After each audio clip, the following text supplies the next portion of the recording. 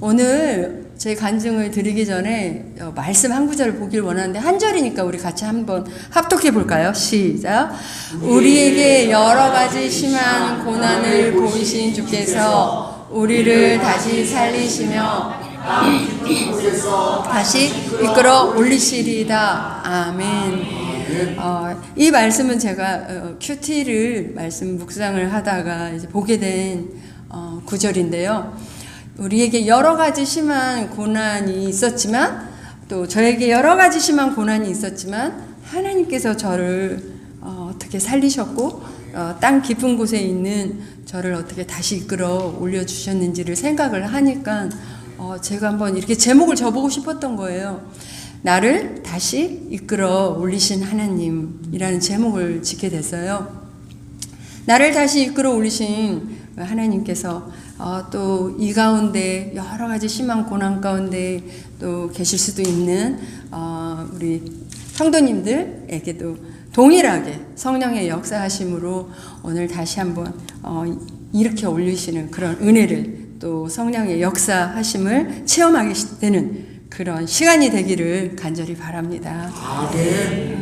제가 탁구를 이제 하게 된 거는 초등학교 3학년 때부터였거든요. 그때는 굉장히 승부근성이 강했어요. 그래서 막 탁구가 안 되거나 동료에게 지거나 이러면 이렇게 막 화풀이를 하는 제 성질에 못 이겨서 막 화풀이를 하는 물건이 있었어요. 그 물건이 어떤 물건이었을 것 같아요? 탁구 라켓이었어요. 그래서 제 탁구 라켓은 이렇게 항상 흠집이 나 있었어요. 저한테 물리기도 하고 던져지기도 해서 깨지기도 하고 이렇게 흠집이 참 많이 나 있었어요. 한번 보여주실래요? 라켓 그다음 없어요? 네네. 저렇게 흠집이 많이 있었는데요. 이제 마치 제 마음에 흠집이 상처가 있는 것처럼 라켓에서 저렇게 상처가 많았어요. 하루는 저를 코치해 주시는 코치 선생님이 저에게 오라고 그러더니 너 한번 교회 좀 나가보라는 거예요. 근데 이 선생님은 본인은 교회도 안 나가시는 분이었거든요. 근데 저보고 교회를 나가라는데 나중에 이제 물어보니까 왜 저보고 교회를 나가라고 하신 거예요? 물어보니까 제가 하도 성격도 급하고 마음의 컨트롤도 못하고 그냥 라켓에 흠집이나 내고 이런 모습을 보면서 아마 제가 좀 교회를 좀 나가면 마음의 수양이 돼서 침착한 애가 되지 않을까? 라는 마음에 저를 교회를 나가보라고 했다고 하더라고요. 그래서 제가 이제 왔다 갔다 하면서 교회를 다녔어요. 근데 어느 날 굉장히 좋은 말씀을 하나 보게 돼요. 그 말씀이 잠언 16장 32절이었어요. 노하기를 더디하는 자는 용사보다 낫고 자기의 마음을 다스리는 자는 성을 빼앗는 자보다 나으니라. 제가 그때 중학생이었거든요. 아니 성경에 이렇게 좋은 말씀도 있구나 이런 생각을 하면서요. 길을 가다가도 외우고 또 탁구를 하다가 막 마음대로 안 되고 막 짜증이 막 내고 싶을 때 그렇게 말씀을 외운 거예요. 노하기를 더디하는 자는 용사보다 낫고 자기의 마음을 다스리는 자는 성을 빼앗는 자보다 나으니라. 그런데 저에게 신기한 일이 생겼어요. 저는 88년 올림픽 끝나고 탁구를 은퇴했거든요. 그때부터 탁구 은퇴할 때까지 라켓에 한 번도 흠집을 내본 적이 없었어요. 계속해서 이 하나님의 말씀이 얼마나 능력이 있는지를 이제 저는 체험을 해 나가게 되는데요. 제가 이제 중학교 때 훌륭한 탁구 선수가 돼서 국가대표가 되어서 명예로운 사람이 되고 싶은 게 꿈이었거든요. 근데 국가대표를 그러니까 운동을 하는 동안 이렇게 순탄하지를 않았어요. 팔에 부상이 있었고 또 간에 질병이 있으면서 이런 그런 암초를 만나게 돼요. 한참 탁구를 하고 있는데 팔이 안 올라가서요. 너무 통증이 심해서 올리지도 내리지도 펴지도 구부리지도 이제 못하는 이런 통증이었어요. 정형외과에 갔는데 테니스 엘보라는 그 말씀을 하시면서 이거는 탁구 안 하면 괜찮아. 팔을 안 쓰면 괜찮아. 이렇게 말씀하셨어요. 근데 저는 국가대표의 꿈도 이루지 못한 채 탁구를 여기서 포기한다는 게 너무 아쉬웠어요. 원장님께 그럼 어떻게 하면 제가 계속해서 탁구를 할 수 있겠냐고 여쭤보니까 하다가 통증이 있으면 오래요. 그러면 진통주사를 맞춰준다는 거예요. 그래서 통증이 있을 때마다 가서 주사를 맞고 또 가서 훈련하다가 또 아프면 가서 주사를 맞고 이렇게 하기를 거의 6년을 진통주사를 맞으면서 이제 겨우겨우 선생활을 버텨가고 있었어요. 그때는요, 제가 믿음이 있어서가 아니라요, 이 주사를 한번 맞으면 한 3일을 기부스를 하고 이렇게 움직이지 말라고 이러고 있어요. 방과 후가 되면 집에를 먼저 가지 않고, 교회를 먼저 왔어요. 근데 아무도 없는 그 교회에 이렇게 마룻바닥에 이렇게 무릎을 꿇고 이 팔을 붙들고 그렇게 기도를 드렸어요.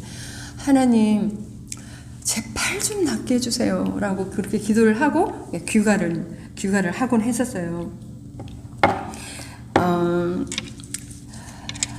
제가 그렇게 원했던 이제 국가대표가 돼서 처음으로 세계선수권대회 출전을 하게 돼요. 근데 그때는 제가 무슨 뭐 유명한 선수도 아니었고 세계 랭킹 안에 있는 선수도 아니었고 무명의 선수였는데 그 당시에 세계 랭킹 1위라는 중국 선수를 이기고 그때는 최초였는데 단식에서 은메달을 차지하고 돌아와요. 그랬더니 뭐 한국에서 이제 유망주다 하면서 막 매스컴에서도 또 협회에서도 저를 이제 주목해주기 시작했어요. 근데 정작 그 19살 때 막 이제 진짜 시작해야 될 그 나이에 제가 주사를 하도 많이 맞아서 이제는 진통제 효과가 없게 된 거예요. 아무리 좋은 병원을 가도 아무리 좋은 약을 먹어도 제 팔을 고칠 수도 나을 수도 없었어요. 이제 그때 은퇴를 할 수밖에 없었어요. 그런데 어떤 지인이 와서 어느 기도를 한번 가보래요. 거기에 가면 목사님의 안수기도를 통해서 낫는 그런 일이 있다는 거예요. 제가 이제 그 기도를 찾아서 가요. 근데 전 기도원이 사실 이렇게 이전에는 한 번도 안 가봤기 때문에 안수기도만 하는 곳이 기도원인 줄 알고 갔었는데 목사님께서 말씀하고 계셨어요. 그 말씀의 요지가 저희들이 잘 아는 복음에 관한 것이었어요. 그 전지전능하신 하나님께서 우리 인간을 너무 사랑하셔서 우리 죄를 사해주기 위해서 인간의 몸을 입고 이 땅에 오셔서 십자가에 죽기까지 저희를 사랑하셨는데 그 채찍에 맞으시고 그 고통을 당하시고 그 보혈의 피를 흘리시면서 십자가에 죽으시고 3일 만에 부활하셨다는 이 말씀을 제가 들으면서 이런 생각이 드는 거예요. 도대체 내가 뭐길래 나 같은 죄인을 위해서 예수 그리스도께서 그 고통을 당하신 것일까?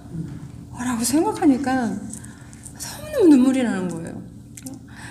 눈물, 콧물, 범벅이가 돼서 제 죄를 회개하면서 그 예수 그리스도를 제 인생의 이제 구세주로 영접하는 시간을 갖게 돼요. 그리고 이제 안수기도 하는 시간이 되어서 저도 목사님 앞에 나가서 안수기도를 받는 거예요. 저는 그 기적이라는 것이 늘 뭐 이렇게 지면으로만 또 매스컴으로만 들어봤지만 그 기적이 저에게 일어날 거라는 건 저는 생각지도 못했어요. 그런데요, 그 목사님의 안수기도를 통해서 하나님께서 제 팔을 고쳐주세요. 아멘. 그 6년 전에 방과 후에 교회에 와서 팔을 붙들고 하나님 제 팔 좀 낫게 해주세요 라는 그 기도를 하나님께서는 결코 잊지 않으셨더라고요. 아멘. 아무런 방법이 없었을 때 하나님께서는 하나님의 방법으로 제 팔을 고쳐주시더라고요. 하나님께서는 하시고자 하는 일이란 무엇이든지 하실 수 있는 분이라는 걸 저는 처음 이제 체험을 하게 되었어요. 그 하나님을 이제 만나고 나서 제 사고가 바뀌었어요. 예배소서 4장 7절에 보면 이런 말씀이 있었어요. 하나님께서는 우리 각 사람에게 그리스도께서 나누어 주시는 선물의 분량을 따라 은혜를 주셨습니다. 제가 이 말씀을 몰랐을 때는요, 제가 내 동료들보다 탁구를 잘하고 또 성적을 내고 메달을 따고 하는 게 저는 그 선수들보다 제가 더 뛰어나기 때문인 줄 알았어요. 제가 더 잘났기 때문인 줄 알았어요. 그런데 이 말씀을 보고 나서 하나님께서는 우리 각 사람에게 재능과 은사와 달란트를 각각 선물로 주셨구나. 그걸 알고는 훌륭한 탁구 선수가 되어서 명예로운 사람이 되겠다는 저의 중심에서 나에게 탁구라는 재능을 선물로 주신 하나님께 이제는 영광을 돌리겠다라고 하나님 중심으로 제 가치관이 바뀌게 되었어요. 그래서 이제 그 이전보다 더 정말 훈련을 하면서 아마 때로는 발집에 이제 늘 물집이 잡히니까 바늘과 꺼즈를 들고 다니면서 물집을 터뜨려 가면서 이렇게 훈련을 하고 있었는데요. 아까 말씀드린 것처럼 이번에는 간염이라는 질병 때문에 또 훈련을 제대로 받지 못하는 거예요. 하루를 무리하면 이틀 3일을 쉬어야 되는 이렇게 증상들이 있는 거예요. 두통에도 시달리고 훈련을 하려면 다리에 힘이 빠지고 불빛을 못 보겠어요. 8시만 돼도 눈이 피곤해가지고 불빛도 못 보겠고 너무나 이제 무리를 하다 보니까요, 간 수치가 올라가더라고요. 그래서 병원에 50일을 입원을 하게 돼요. 근데 그때 시기에는 저에게는 너무나 중요한 시기였어요.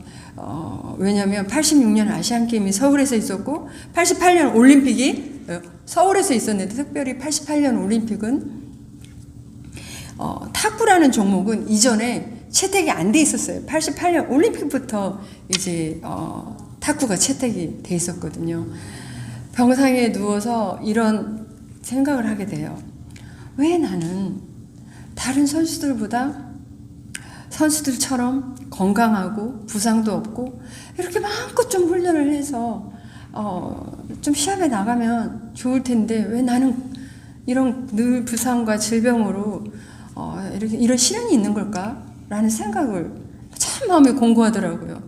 근데 생각을 해보니까요, 만약에요, 제가 이런 고난이 없이 금메달을 땄다라면 저는 아마 기자들이 금메달 딴 소감이 어떻습니까? 라고 할 때 이렇게 인터뷰했을 것 같아요. 저는요, 이렇게 훈련했고요, 이렇게 연습했고, 이랬기 때문에 저는 금메달을 땄습니다. 라고 했을 것 같아요. 그런데, 이 고난을 통해서 하나님께서 제가 기도하게 하시더라고요. 그러니까 병상에 누워서 그렇게 기도를 드렸어요. 하나님, 제가 올림픽까지 좀 할 수 있는 체력 좀 주세요. 라고 이제 그렇게 기도를 드려요. 그러다가 잠언 24장을 보게 되는데 16절에 이런 말씀이 있었어요. 대저 의인은 7번 넘어질지라도 다시 일어나거니와. 마치요, 하나님께서 여러 번 어려운 일이 있다 할지라도 포기하지 말고 다시 일어나라고 저에게 말씀해 주시는 것 같았어요.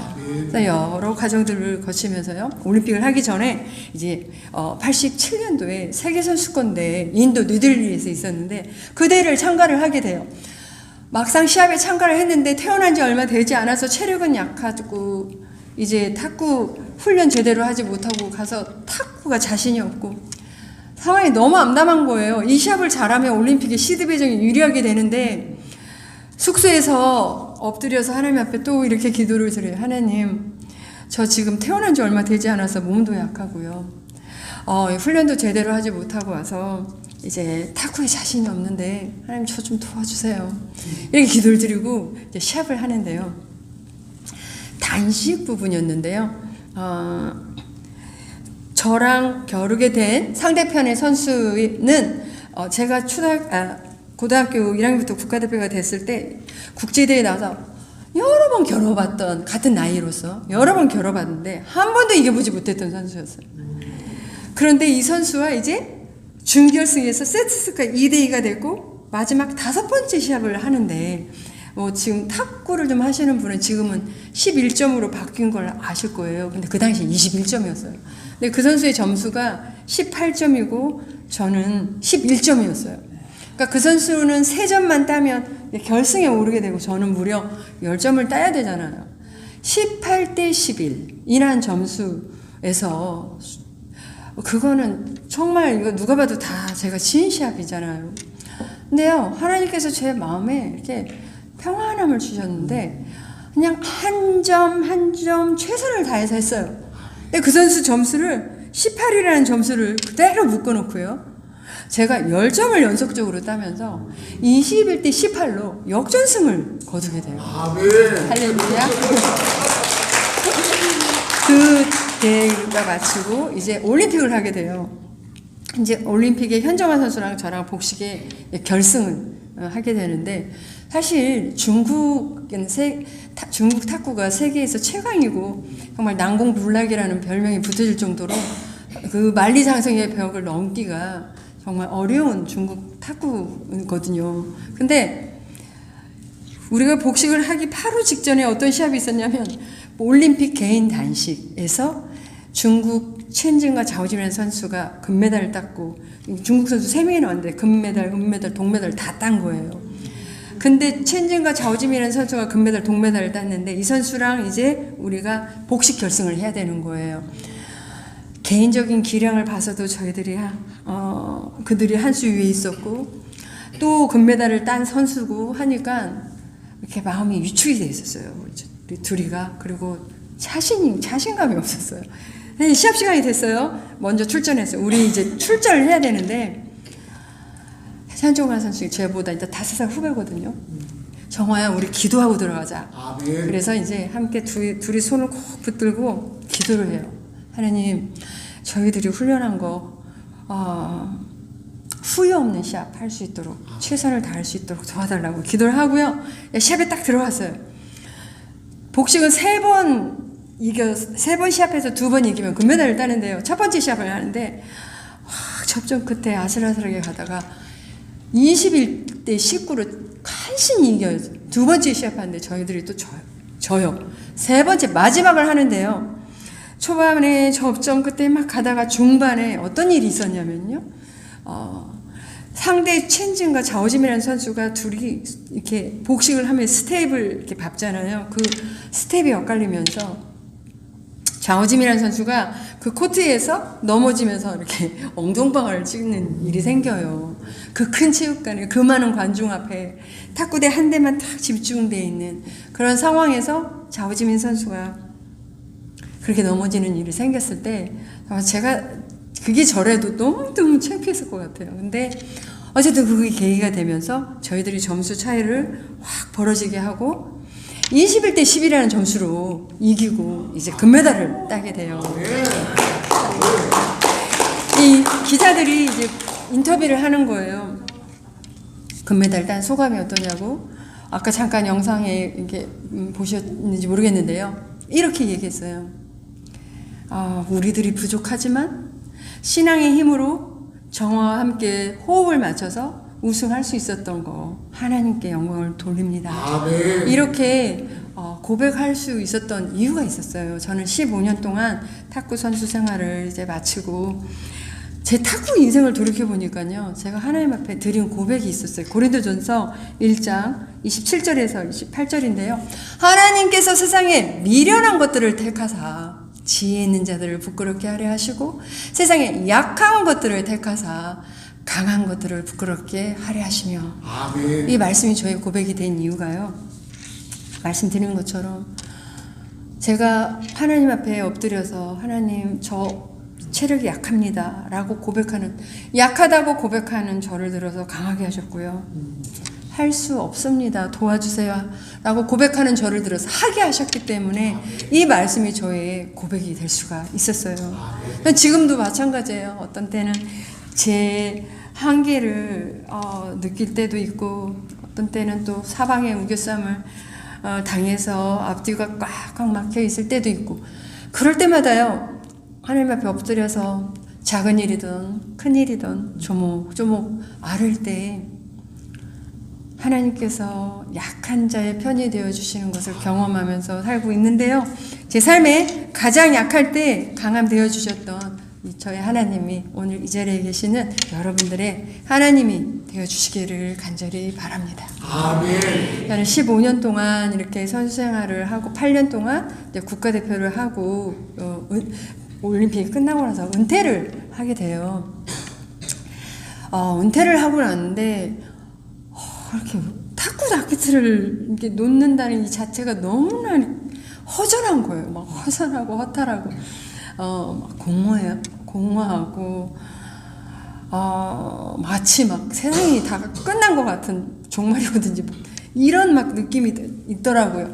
제2의 인생을 이제 좀 살아야 되는데요. 제가 생각한 건 자기의 진로를 놓고 미리미리 기도하는 건 참 중요한 일이었다라는 생각인데 저는 그러지 못했어요. 그래서 주위에서 저보고 이제 후배 양성을 이제 하라고 또 지도자를 하라고 그렇게 권면을 이제 해주니까 그렇게 해야 될 것 같았어요. 그래서 그 당시에 제가 수석해 있었던 삼성 제일모직에서 후배들을 가르치면서 이제 지내고 있었어요. 그런데 이런 생각이 드는 거예요. 이렇게 코치만 말고 공부를 해서 이론과 실기를 겸한 그런 멋진 지도자가 되고 싶은 이런 야망이 제 속에 또 자리 잡게 되었어요.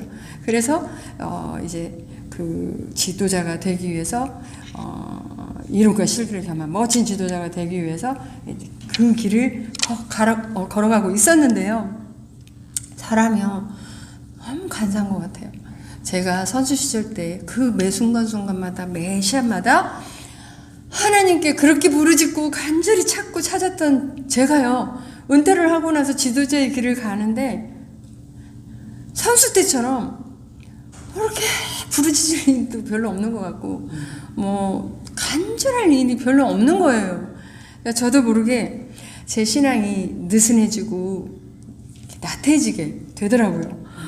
그러나 이제 제가 신절하는 걸 알고 여러 교회에서도 간증 요청도 오고 하는데 저는요 제 삶의 우선순위가 어느 날부터 하나님이 아니고 이론과 실기를 겸한 멋진 지도자가 되는 게 제 삶의 우선순위가 되어 있었어요. 하나님의 일은 제 뒤전에 있었어요. 또 은퇴를 하고 나니까 경제적으로도 뭔가 이렇게 여유로워졌어요. 매달 따면은 그 나라에서 주는 정부에서 주는 체육연금이라는 게 있어요. 체육연금이라는 것도 받게 되죠. 무슨 또 메달을 땄다라고 아파트를 수여받기도 했죠. 또 대통령의 최고 훈장이라는 것도 받았죠.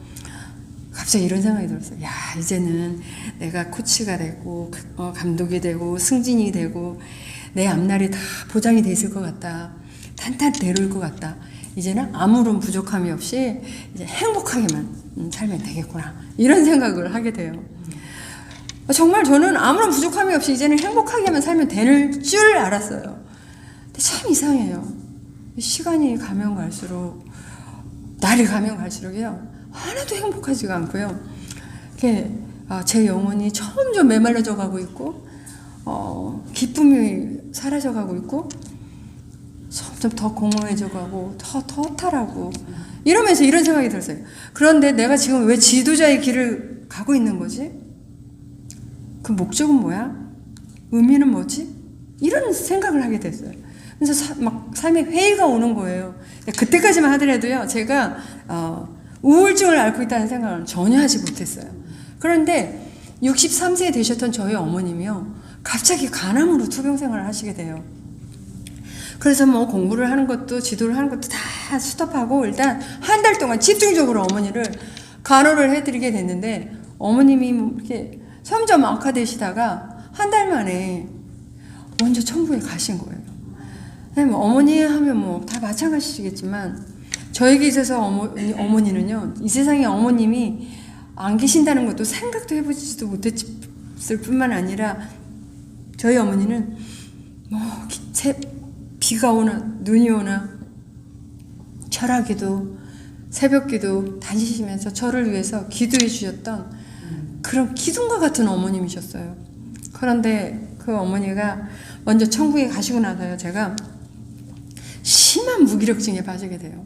아무것도 하고 싶지 않은, 학교에 가서 공부도 하고 싶지도 않고, 선수들도 지도하고 싶지도 않고, 사람도 만나고 싶지도 않고, 그냥 집에 틀어박혀가지고요, 밖에 나가지도 않고, 해가 뜨는 게 조차도 싫어서 해가 져야만 가끔 밖에 나가기도 하고, 이렇게 지낸 적이 있었어요.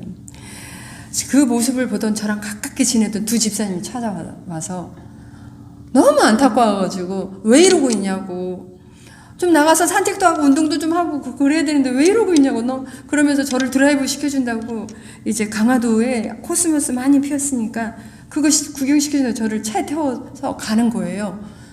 그런데 그 차 안에서 누가 저를 본다고 제가 제 옷을 벗어서요, 뒤집어 쓰고, 그러고 강화도까지 가가지고요, 강화도 가서 내리지도 않고 꽃도 구경도 하지 않은 채 빨리 가자라고 졸라대가지고 다시 집에 돌아와요.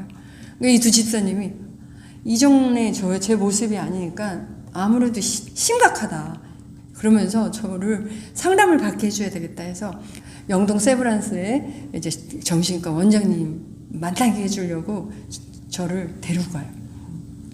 병원에 이제 도착을 해서 이제 문을 열고 들어가려고 그러는데요, 그 앞에 정신과 이렇게 써 있는데요, 제가 그거를 보면서 갑자기 이런 생각이 들었어요. 근데 내가 여기 왜 와야 되는데? 이런 반발이 확 드는 거예요. 근데 나중에 들은 얘기인데, 정신과 앞에서 내가 여기 왜 와야 되는데? 라고 생각하는 사람은 정말 꼭 정신 상담이 필요하긴 하더라고요. 그래서 여러 날을 상담을 받아요. 근데 이분이요, 제 얘기를 쭉 들어보더니 정말 회복하기 어려운 심각한 조울증을 앓고 있다는 거예요. 그런데 이분이 뭐라고 말씀하셨냐면, 이분은요, 그 내적 치유라는 책을 쓰셨던 분이셨어요. 지금도 유튜브에 내적 치유 이성훈 박사 이렇게 치면은 많은 강의들이 있어요. 여러 가지 저한테 말씀해 주셨는데 다른 건 기억이 안 나고 딱 한 가지 기억이 나는 게 있어요. 왜 많은 사람들이 우울증, 공황장애 뭐 이런 게 나타나는지, 물론 다른 이유도 있겠지만요, 그 중에서 하나가 우리가 세상에 나가서 살면서 타인으로부터 받는 이 상처가 있대요. 그런데 이 상처가 내적 치유가 되지 않은 채 이렇게 있으면 이게 미움이 된대요. 그러면 이 미움의 쓴뿌리들이 제거되지 않은 채 이렇게 있으면은요, 점점 이게 분노가 된대요. 근데 이걸 꾹꾹 이렇게 누르고 살다 보면 이제 증오가 되고, 어느 순간에 뭘로 튀어나올지 모른다는 거죠. 제가 그 얘기를 들으면서 나에게도 그런 때가 있었네? 라는 생각을 하게 돼요. 저는 어렸을 때 제가 자라면서요, 우리 가정이 참 화목하고 행복하다 이런 생각을 저는 해본 기억이 없어요. 물론 뭐 부모님의 사랑을 받으면서 자라긴 했는데 아버지가 되게 엄격한 분이셨어요. 그래서 아버지를 아빠라고 한번 다정하게 불러보지 못했고요. 이렇게 가서 주물러 드리는 기억이 없어요. 부모님이 늘 다투시는 모습을 보면서 왜 우리 집은 화목하지 못하지? 너무 속이 상했어요. 울면서 학교를 가는 게 참 많아서요. 게다가 오빠들이 여러 분이 있었는데 부모님의 속을 썩히는 오빠가 있었어요. 너무너무 힘들게 하는 오빠가 있었어요. 근데 지금은 안수주사 돼가지고 전도도 잘하는 오빠가 됐지만, 그때는요, 제가 이 미움이요, 이게 분노가 여기까지 차 있었는데, 뭐 또 탁구를 하고 또 다른 시합하냐라고 무슨 또 그 당시에는 내적 치유라는 개념도 없었잖아요. 그러고 꾹꾹 누르고 이제 있다가 은퇴를 하고 어머니가 먼저 돌아가시고 하나님께서 저의 내적 치유를 하게 그런 시간을 주신 것 같아요. 그런데 제가 얼마나 증상이 심각했냐면요, 제가 겪어보니까요, 이 공황장애 무슨 조울증 이런 거요, 사단이 개입하더라고요. 영적인 거더라고요. 그래서 제가 아무리 하나님께 부르짖어도 마치 저랑 하나님과 단절되어 있는 것만 같아요. 그리고 사단이 이렇게 속삭이는 것 같아요. 하나님이 너를 더 이상 사랑하지 않아. 너를 버리셨어. 이 세상에 너는 혼자야. 막 이렇게 속삭이는 것 같아요. 그리고 가끔 환청이 들려요. 그러면 그 환청에 따라 제가 나가기도 하고 이런 때도 있었고, 또 이 소리에 굉장히 민감해요. 그래서 막 누가 문을 콱 닫고만 가도 밖에서 싸우는 소리만 들려도요, 다 나 때문에 화가 나서 다 싸우고 문을 콱 닫고 가는 것 같은 이런 생각이 들어요. 막 밖에 나간다는 자체가 막 창피하고 수치심 있게 느껴지고요. 가끔 자살 충동도 일어나기도 하고, 거식증, 무슨 폭식증 이런 거 들어보셨어요? 저는요, 음식을 잔뜩 갖다 놓고 막 먹고 그걸 다 토하고, 또 음식을 갖다 놓고 먹고 토하고, 이렇게 하기를요, 거의 1년 반, 2년을요, 세상에 드러내지 않고 운동 생활하다시피 이렇게 산 적이 있었어요. 그러다 보니까 막 여기서 10kg 이상 살도 찐 적도 있었고요. 표정들이 거의 안 믿어지신다는 표정. 하도 내가 드러내지 않으니까 그 90년도였는데요. 중앙일보 기사에 이런 기사가 난 적이 있었어요. 왕년의 탁구 여왕 양영자 방황의 운둔생활 하면서 이런 기사가 또 난 적이 있었어요. 그런데 저를 상담해주는 이 원장님이요, 얼마나 저에게 특별하신 분이셨냐면, 제가 너무나 증상이 심각해서 예약 시간에 못 가면은요, 그 두 집사님한테 연락을 해가지고 저희 집에 찾아와서 저에게 상담을 해주셨고요. 상담을 하고 기도해 주시고 저에게 약도 먹여보고 뭘 해도 제가 나을 기미가 안 보이니까요, 이분이 마지막 카드를 하나 쓰셨어요. 어떤 카드였냐면 어떤 사람을 소개시켜 주셨어요. 어떤 분이었냐면요, 아침에 하나님의 말씀 큐티 훈련시켜 주시는 분을 만나게 해주세요. 그래서 제가 그때부터 그 병원에 상담을 받으러 가지 않고 이분과 함께 큐티 훈련을 받아요.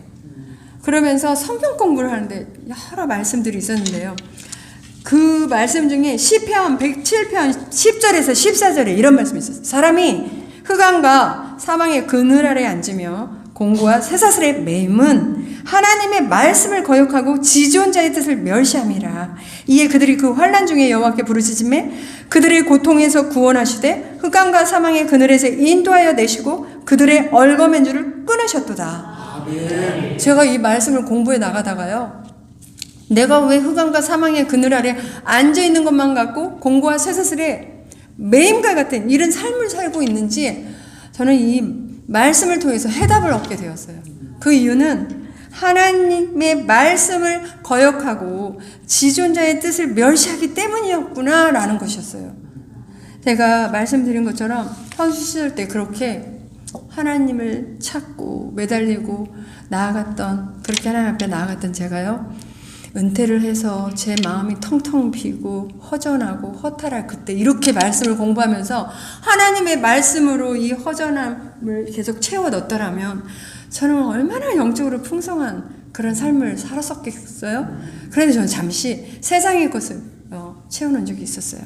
뭐 하고 싶은 쇼핑도 마음껏 하면서 제 만족함도 누려보기도 하고요, 무슨 여러 가지 문화시설을 누려보기도 했고요, 골프도 쳐보기도 하고요. 뭘 해도요, 하나도 행복하지 않더라고요.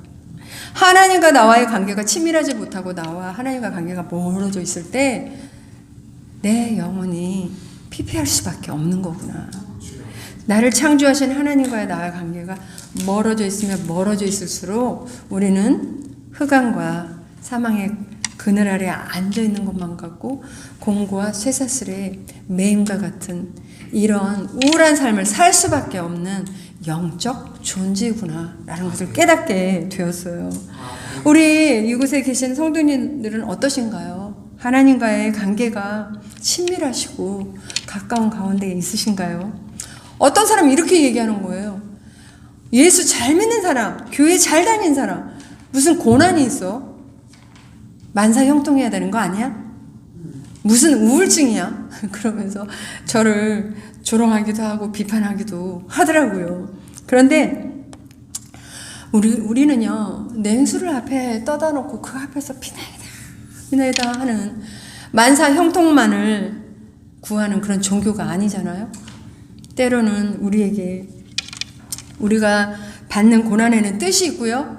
우리 고난을 통해서 주는 깨달음과 유익함이 있는데요. 만약에 제가 이러한 기간이 저에게 없었다면 저는 제 자신을 돌아볼 수 있는 시간이 언제 또 있었을까? 그 조울증으로 긴긴 외로움과 고독함 속에서 하나님과 나와 독대할 수 있는 그런 소중한 시간이 언제 또 주어질 수 있었을까? 이런 생각을 하게 돼요. 제가 여기 적어오지는 않았는데요. 계속해서 이제 큐티를 하다가 이런 말씀을 보게 됐어요. 마태복음 25장 42절 이하에 예수님께서 하시는 말씀이세요. 내가 줄일 때 너희들이 먹을 것을 주지 아니하였고, 내가 목말랐을 때 마실 것을 주지 아니하였고, 내가 나그네 되었을 때 영접하지 아니하였고, 헐벗었을 때 옷을 입히지 아니하였고, 내가 병들었을 때 옥에 갇혔을 때 너희들이 나를 돌보지 아니했다는 거예요. 그 말씀을 공부해 나가다가요, 제가 너무 큰 충격을 받게 됐어요.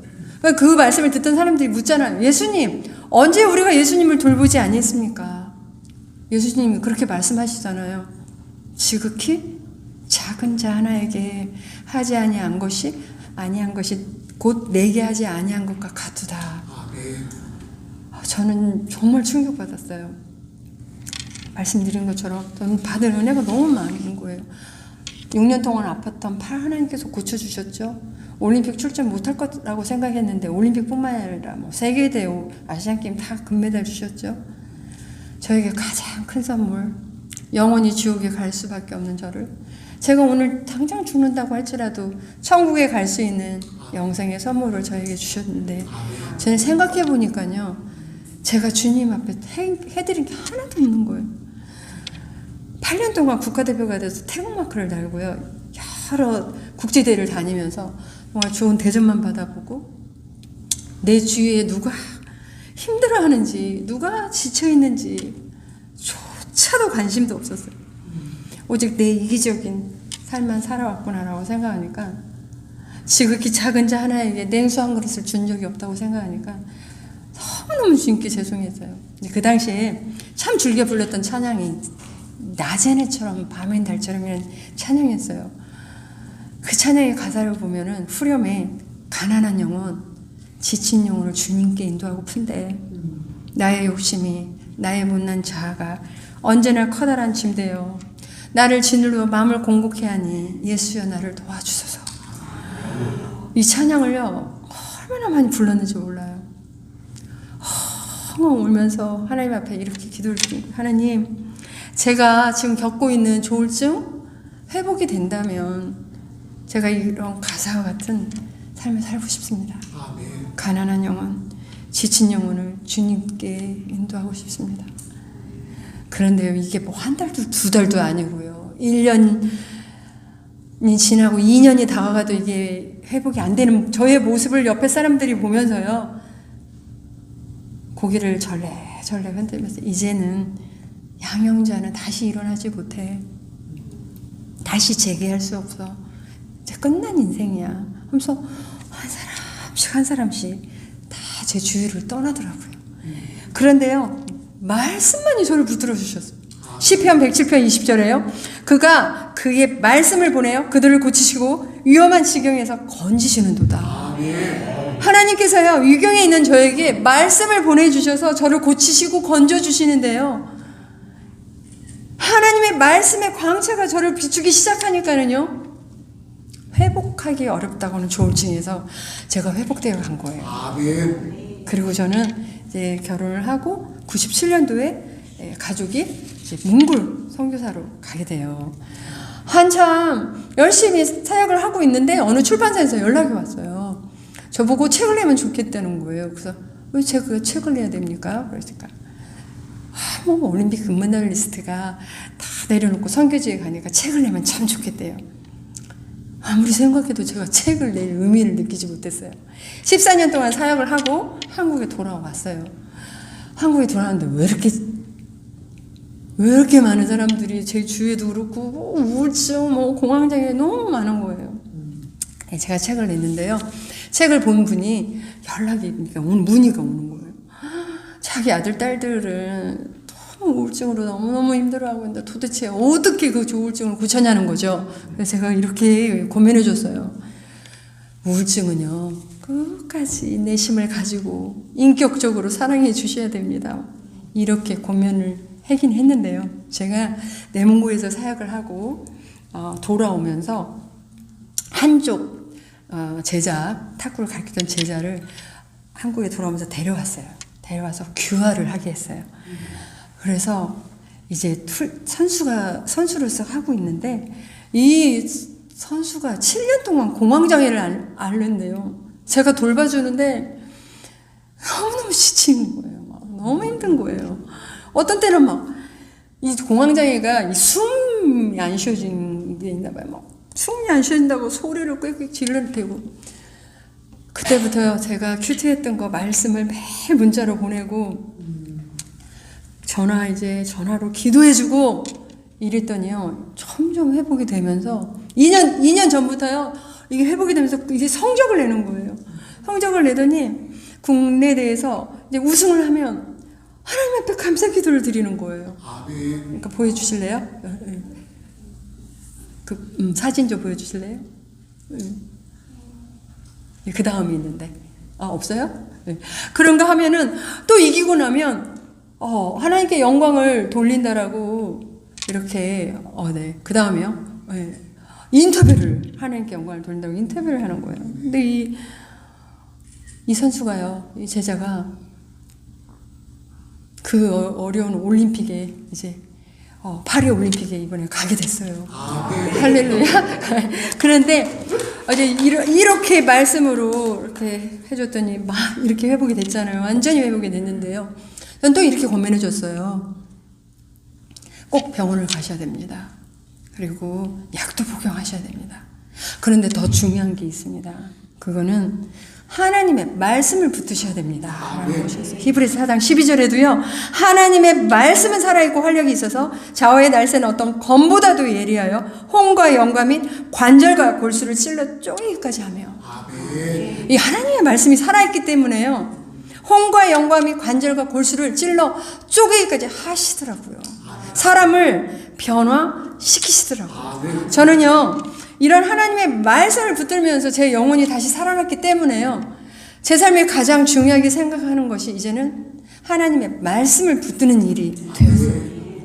물론요, 우리가 하나님 말씀을 매일 읽고 말씀을 붙들고 하더라도요, 또 넘어지는 일이 있더라고요. 실패하는 일이 또 있어요. 하지만 이 하나님의 말씀을 붙들고 있는 이상 하나님께서는 우리를 반드시 회복시켜 주실 것이라고 저는 믿어요. 아멘. 혹시 이 가운데 저처럼 우울증에 있는 분이 있으실 수도 있고요. 또 어떤 신앙의 방황기를 겪고 있는 분도 계실 수도 있고, 오늘 말씀처럼요, 여러 가지 심한 고난 가운데 있는 정말 문제가 해결이 되지 끝도 보이지도 않는 것 같은 그런 힘든 분이 계실 수도 있는데요. 제가 겪은 고난의 시간을 통해서 깨달은 말씀이 하나 있어요. 호세아 6장 1절 2절인데 우리 다 같이 합독해 볼까요? 시작. 오라 우리가 여호와께로 돌아가자. 여호와께서 우리를 찢으셨으나 도로 낫게 하실 것이요 우리를 치셨으나 싸매어 주실 것임이라. 여호와께서 이틀 후에 우리를 살리시며 셋째 날에 우리를 일으키시리니 우리가 그의 앞에서 살리라. 아멘. 하나님께서요, 먼저 요구하고 계시는 게 있으셨어요. 그거는 하나님께 돌아오라는 말씀이셨어요. 이 말씀이 하나님을 믿지 않아서 이 가운데 이렇게 예배 나오신 우리 성도님들이 하나님을 믿지 않아서 하나님께 돌아오란 말씀이 아니고요. 물론 아직 예수님을 인격적으로 만나지 못하신 분이 계시다면 하나님께 돌아오는 말씀도 되겠죠. 그런데 이 말씀은요, 우리 삶의 우선순위가 하나님이셔야 되는데 하나님이 아닌 하나님보다 더 집착하고 있고 더 하나님보다 사랑하고 있는 그 마음의 우상으로부터 내려놓고 온전히 하나님께 돌아오라는 말씀이세요. 아멘. 우상 숭배는요, 하나님이 나에게 주시는 이상으로 더 가지려는 탐심인데요. 저에게 있어서 내려놓기 어려웠던 건 명예라는 것이었어요. 뭐 명예를 갖는 게 나쁘다는 게 아니라요. 내 삶의 우선순위가 하나님이 다음에 갖는 뭐 명예, 무슨 야망, 꿈, 비전 상관없죠. 근데 저는 제 삶의 우선순위가 하나님이지 못했다는 거예요. 혹시 여러분들은 어떤 게 있으신가요? 저처럼 명예가 되실 수도 있고, 어떤 분들은 또 재물이 될 수도 있고요. 또 학부모님들이 집착하고 있는 자기 자녀가 우상이 될 수도 있고요. 너무나 많은 게 있을 것 같아요. 진짜 중독에 빠져 있는 사람들도 보니까 너무 안타깝더라고요. 저는요, 한국에 돌아와서 제가 이사를 좀 자주 갔었거든요. 저 처음 들어봐서 깜짝 놀랐어요. 들어보셨어요? 손 없는 날. 이사를 가는데 손 없는 날이 있는데 귀신이나 악귀가 돌아다니지 않는 날이래요. 이사하기 좋은 날이 있고 안 좋은 날이 있다는 거잖아요. 믿음이 있는 분인데도 사주팔자를 보면서요, 내 자녀가 언제 결혼을 하기 좋은지 안 좋은지 날짜를 잡더라고요. 저는 제한체육회에서 이제 돌아오자마자 그 청소년들, 유소년들 감독을 하고 있었는데, 제가 우연히요, 제 코치들이 이 얘기하는 소리를 들었어요. 자기 선수들이 지고 있는데, 이렇게 뒤에서 코치를 해주면서 앉아서 뒤에 있는데, 지고 있는데, 우연히 이렇게 코에다 손을 얹었대요. 그랬더니 점수를 따더래요. 근데 손을 내렸더니 또 점수를 잃더라는 거예요. 그래서 시합이 끝날 때까지 계속 손을 올리고 있다라는 이 얘기를 제가 들으면서 참 젊은 청년들이, 이 코치들이 너무 안타깝다라는 이런 미신들을 믿나? 이런 생각이 이제 들었는데요. 하나님께서 우리에게 주신 하루하루가 얼마나 귀하고 복된 날인데, 어떤 날이 이사하기 좋은 날이고 안 좋은 날이 있고, 결혼하기 좋은 날이고 안 좋은 날이 있냐고요. 요한복음 8장 32절에도요. 진리가 너희를 자유케 하리라. 우리를 묶고 있는 사단의 영과 미신에서 우리는 자유롭게 될 수가 있어요. 제가 몽골에서 사역을 할 때 수도에서 한 10시간 떨어진 곳에 이제 가서 사역을 했는데, 현지 3명이 크리스찬이 있었어요. 이 3명이 열심히 저희 가정교회를 이제 한 적이 있었는데, 열심히 이렇게 교회를 나오는 이 자매 한 명이 몇 날 며칠 교회를 안 나와서 이상하다, 이 자매가 이럴 일이 없는데, 그 집에 가봤더니 이 자매가 아파 있었어요. 물도 못 마시고 막 밥도 못 먹고 두통이 시달려서 그렇게 있었어요. 왜 그러냐고 그랬더니 모르겠대요. 의사가 다녀왔는데 감기 걸렸냐, 그것도 아니고 모르겠대요. 그러면서 하는 말이, 사실은 내가 믿지 않는 남편을 따라서 절에 가서 부적을 사왔는데, 이 부적을 우리 집에 놓고 보려니까 너무 마음에 걸려서 어느 날 이 부적을 태우려고 마음을 먹은 그날, 자기 집에 우환이 찾아올 것만 같고, 이 두려움의 영이 막 보니까요, 영적 정쟁을 하고 있는데, 이 두려움의 영에서 벗어나지 못하고 있더라고요. 그러면서 하는 말이, 그 부적을 갖다 주면서, 저에게 주면서 대신 좀 태워달라는 거예요. 그래서 그러지 말고 우리 같이 나가서 태우자. 근데 저는 어렸을 때 본 이렇게 얇은 종이로만 본 부적이 있었는데, 무슨 몽골은 이렇게 두꺼운 책도 있었고요. 이 몽골이 남아불교 그 나라의 종교가 남아불교니까, 특히 시골 같은 데는 막 형상과 같은 이런 그런 우상이 있었고, 막 책 이런 것도 부적이고, 무슨 반지, 무슨 겨울옷 이런 게 다 부적이었어요. 이걸 가지고 이제 한쪽에 나가서 태우고 있었어요. 근데 저희 가정교회 이게 동네가 이렇게 크지가 않으니까 오며 가며 저희 교인들이 뭐 하고 있냐고 그래서 부적 태우고 있다니까 가더라고요. 그러더니 좀 있다가 다시 왔어요. 왜 그런가 보니까 자기 집에다가 자기들도 감춰놨던 이 부적들을 타가지고 나온 거예요.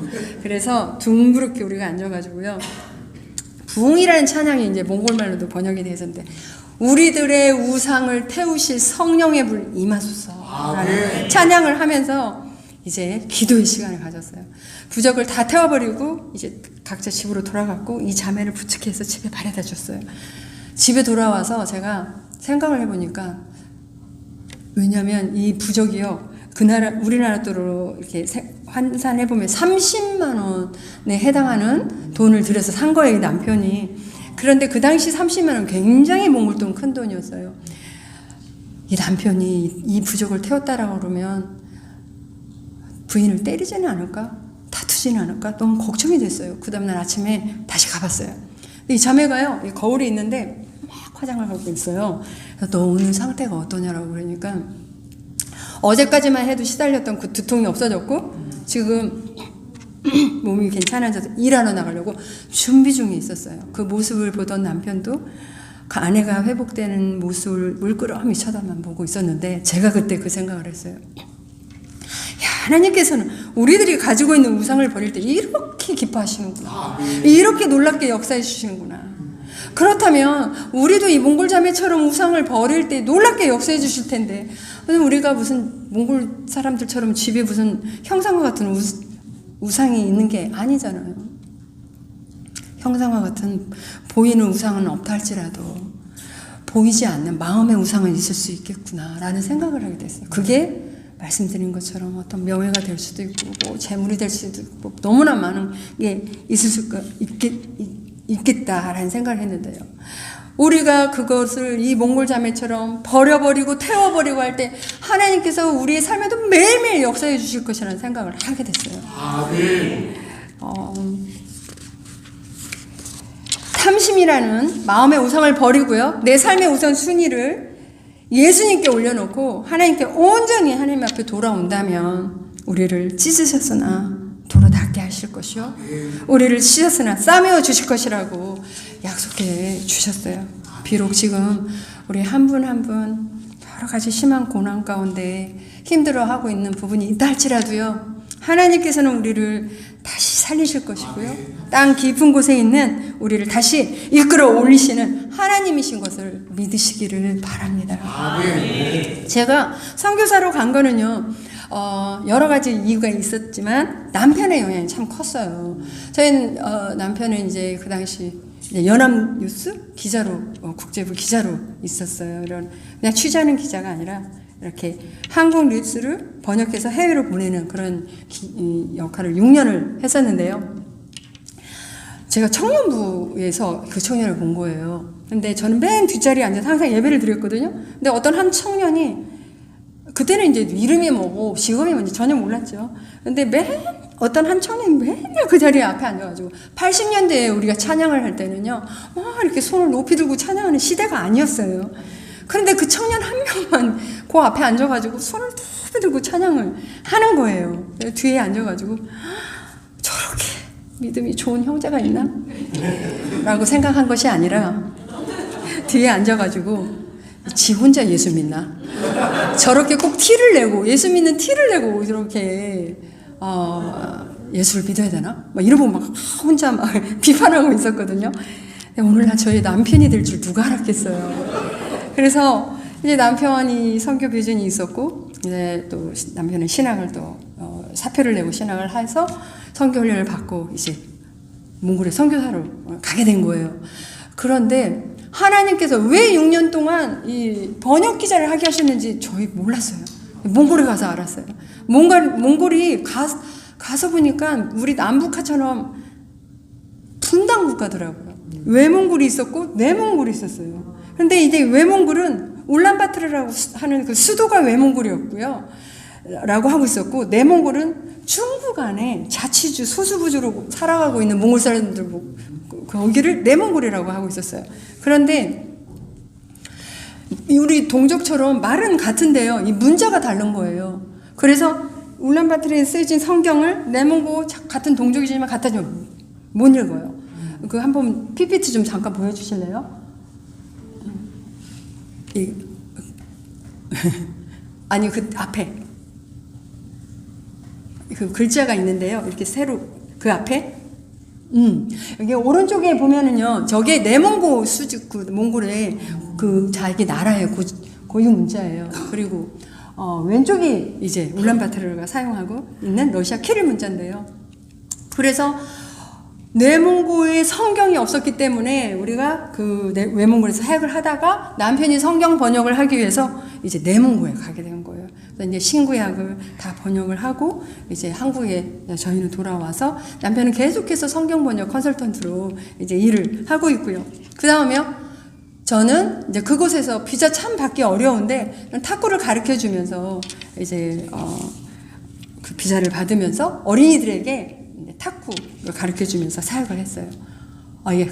그 다음에요. 네. 저게 몽골 지도인데요. 저 빨간 곳이 제가 그 시골에 가서 사역했던 그 동구비주 센션드라는 그런 곳이었어요. 그 다음에요. 제가 아까 말씀드린 저희 이제 가정교회 교인들이었어요. 그 다음에요. 네. 정말 황량하고 척박한 그런 곳이었어요. 어떤 때는 물이 나오지 않아서 물차가 오면 바퀴스를 들어서 가지고 가서 물도 길러다가 사용을 할 때가 있었고, 모래바람이 한번 치면은요 막 창문에 이렇게 모래가 쌓이기도 하고 이랬어요. 창틀에. 그런데 저런 척박하고 황량한 곳에서 제 영성을 유지할 수 있었던 이유가 있었다면요, 하나님의 말씀, 큐티 훈련이 있었기 때문이었어요. 저런 곳에 무슨 한국 사람이 있었겠어요? 인터넷이 있었겠어요? 핸드폰이 있었겠어요? 우리 한국 성도님들은 뭐 듣고 싶은 목사님의 설교를 얼마든지 들을 수도 있잖아요. 아침에 일어나면요, 하나님께서 오늘은 나에게 어떤 말씀을 주실까 기대하고 설레이는 마음으로 먼저 말씀을 보게 돼요. 근데 때로는요, 어떤 때는 이 말씀 왜 주셨지?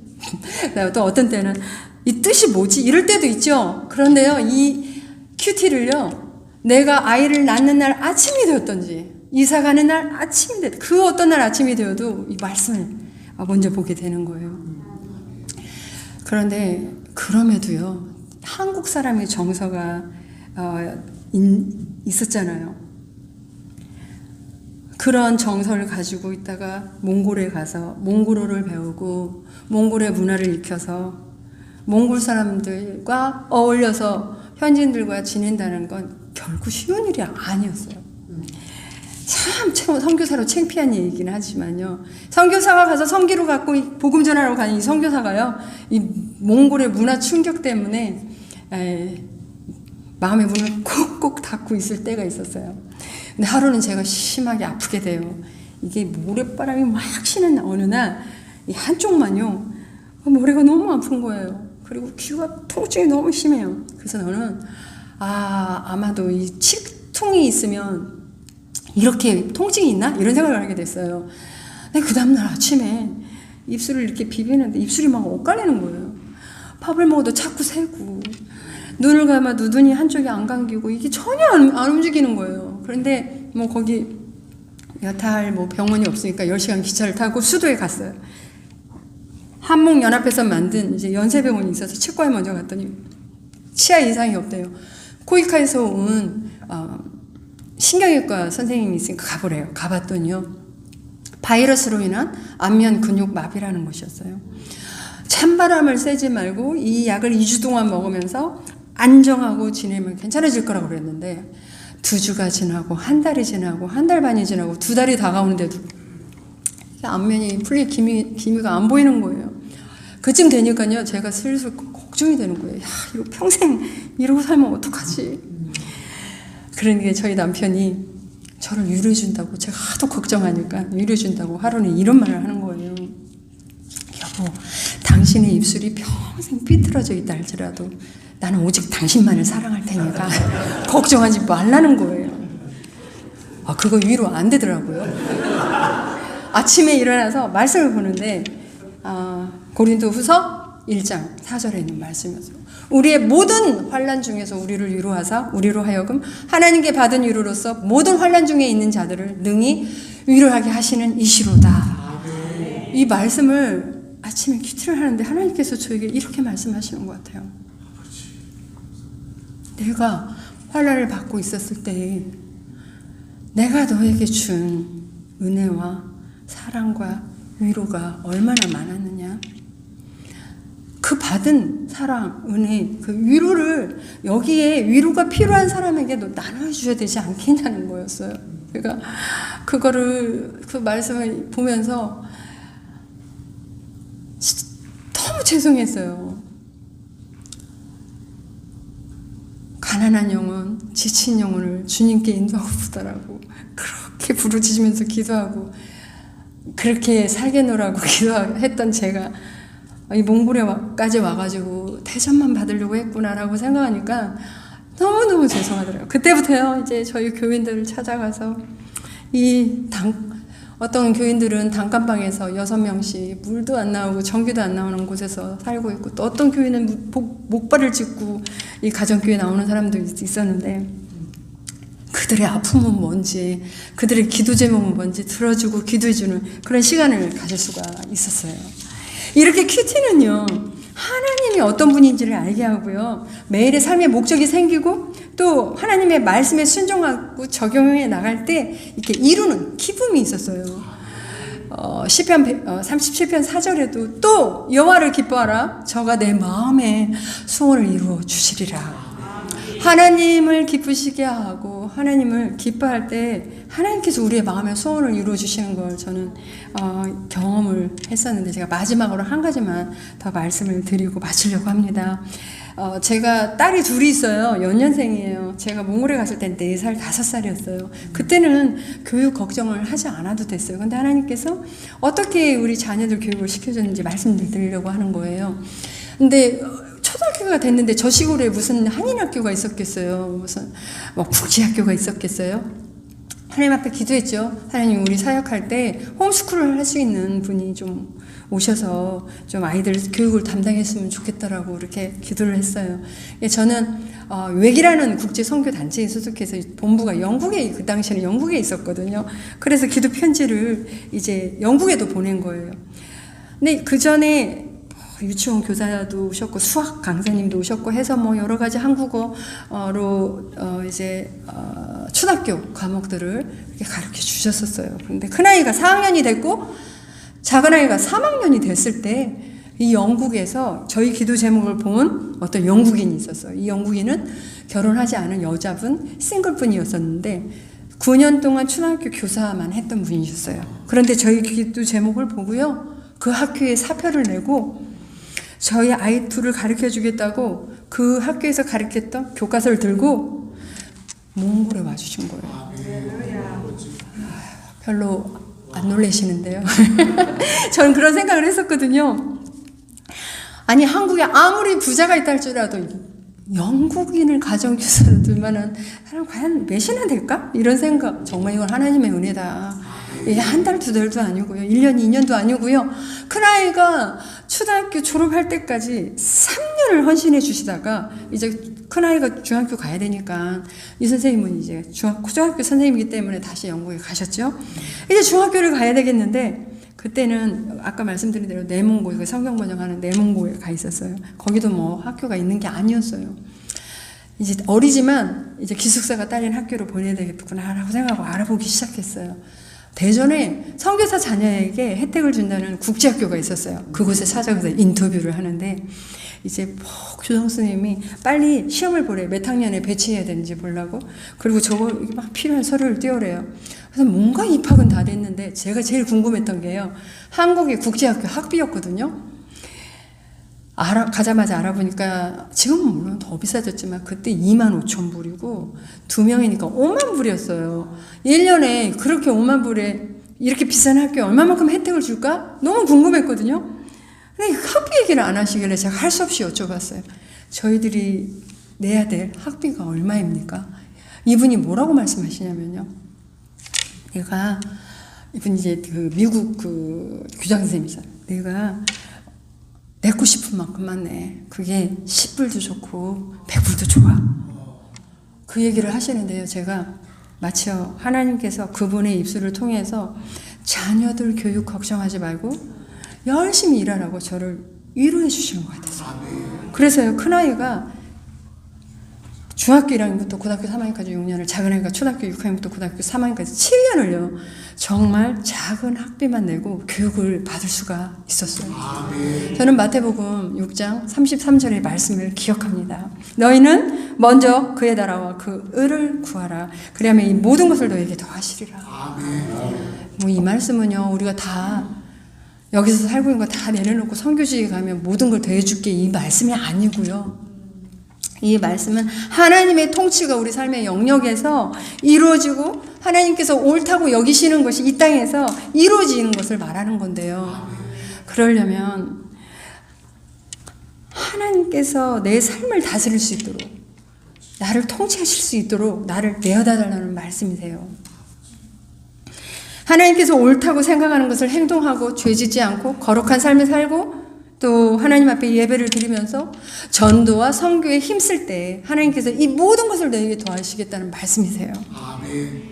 저는 우리 여기 계시는 성도님들과 한번 제가 이렇게 결단해 봤으면 좋겠어요. 하나님, 제 삶을 다스리시고 통치하실 수 있도록 저를 내어드리겠습니다 라는 그런 결단이 있었으면 좋겠습니다. 왜냐하면 그렇게 할 때 하나님께서 우리 평생을 책임져 주실 것이라고 저는 믿습니다. 다니엘서 12장 3절에 이런 말씀이 있죠. 많은 사람을 옳은 길로 인도한 사람은 별처럼 영원히 빛날 것이다. 이게 저의 평생의 소원이겠어요. 예수 그리스도의 십자가의 은혜를 받은 우리 모두의 평생 소원이겠죠. 그래서 저는 생각해요. 어떻게 하면 많은 사람들을 하나님 앞에 돌아오게 할 수 있을까? 근데 저는 탁구 선교를 하는 사람이잖아요. 그래서 이제 여러 나라를 다녀요.